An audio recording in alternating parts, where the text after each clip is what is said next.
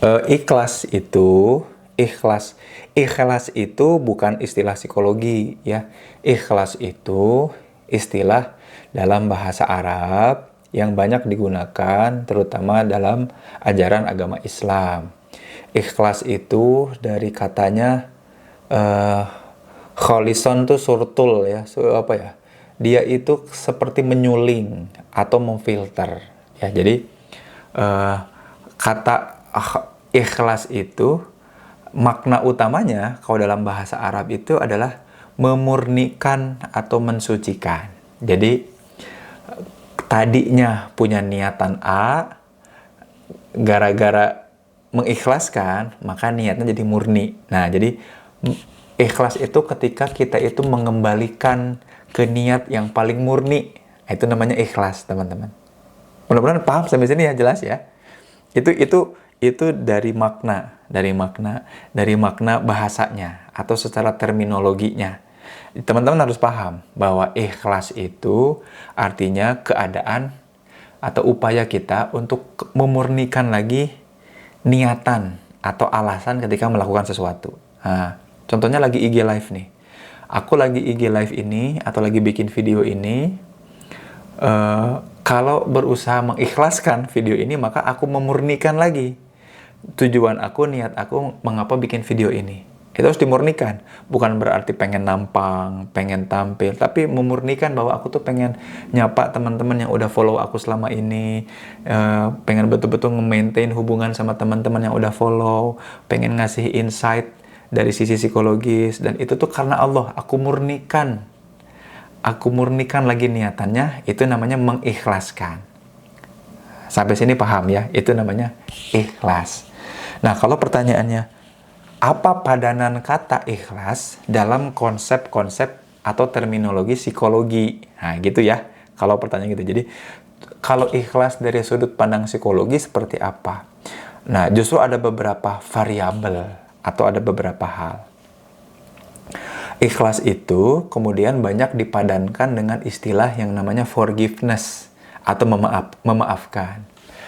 Tapi forgiveness itu istilah bahasa Inggris yang kalau di bahasa Indonesia kan padanan katanya itu bukan memaafkan, juga bukan pemaafan, tapi lebih tepat pengampunan atau memberikan ampun ya, namanya forgiveness gitu. Nah, kajian tentang forgiveness itu akan panjang, tapi aku mau cerita dulu bahwa ikhlas itu, konsep ikhlas itu kalau di dalam ilmu psikologi, padanan katanya salah satunya ke forgiveness, yaitu upaya kita untuk kemudian menerima apa-apa yang tidak kita sukai atau hal-hal yang membuat kita terluka karena orang lain. Itu namanya forgiveness. Ya.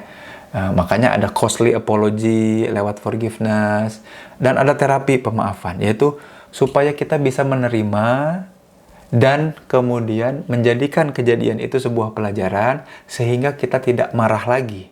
Ketika kita tertrigger, kita punya emosi yang lebih terkendali terkait dengan kejadian yang barangkali udah menyengsarakan dan melukai batin kita. Nah, itu namanya forgiveness. Itu padanan kata dari mengikhlaskan. Gitu. Padanan kata yang kedua adalah sebuah konsep yang namanya letting go. Ya, letting go. Bukan let it go ya, let it go mah jadi lagunya Frozen. Letting go. Jadi melepaskan. Nah, kalau bahasa Indonesianya padanan katanya melepaskan.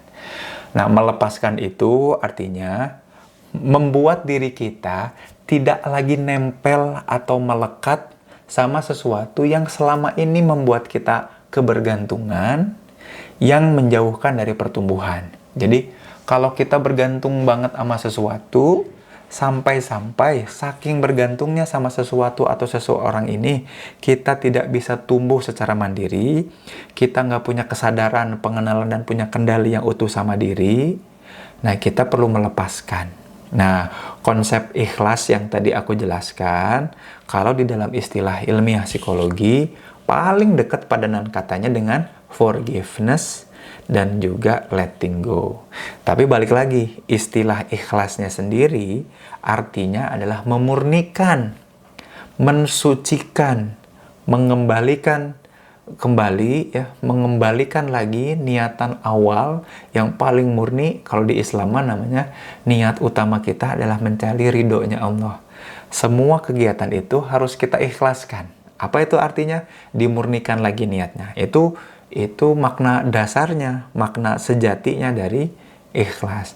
Tapi kalau dalam konsep psikologi, tadi ikhlas itu paling dekat dengan forgiveness, pengampunan, tadi ya konkretnya udah dijelasin, dan juga letting go, ya, melepaskan lagi sesuatu yang teramat lekat atau attach sama diri kita sampai-sampai membuat diri kita kebergantungan.